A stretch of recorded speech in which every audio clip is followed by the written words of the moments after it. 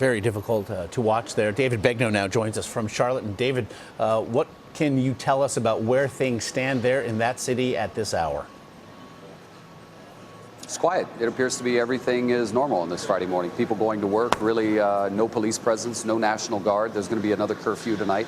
Starts at midnight, wraps up at 6 in the morning, and there'll be a curfew every night until that state of emergency is lifted. Now, David, Keith Scott's family, again, has seen now video from the police dash cameras and body cameras that shows the moments of that shooting.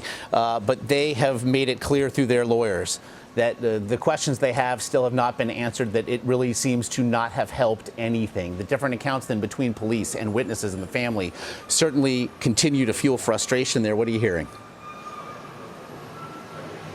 So the family wants the video released. They saw the video yesterday at their request. The police showed them the video.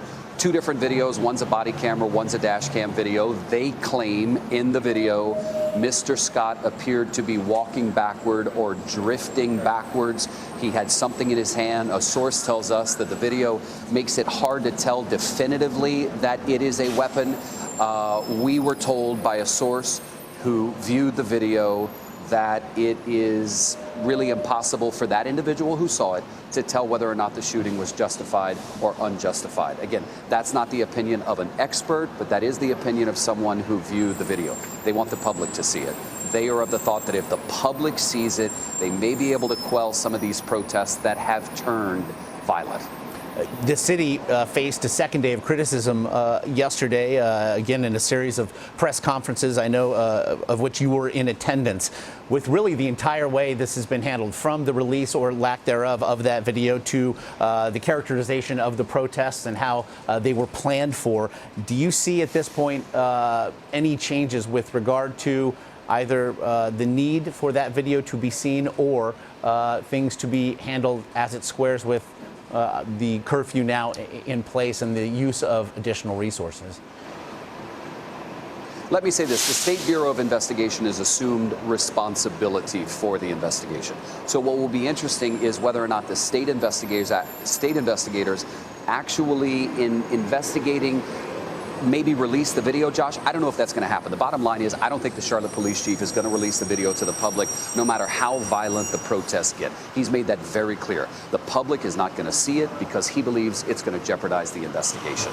One thing we really zeroed in on was, are you going to issue a curfew? Yesterday at 8 o'clock in the morning, after a night of violent protests 48 hours ago, the city officials said, no, we don't think a curfew is necessary. But at 10 o'clock last night, they issued one.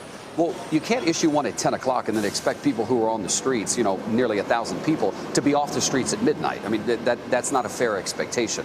So when midnight rolled around, the cops took the approach of, look, let's just wait and see. If people continue to be, you know, nonviolent and peaceful, we'll allow them to stay. The city of Charlotte has been good every day about giving us an update. They haven't been as good about answering questions. We've been trying to reach the police for the last 24 hours, and we cannot get a comment back on key details about the video, about what's going on. The police chief is cherry-picking the one-on-one interviews that he wants to do, and that's fine. That's his prerogative. He can do it.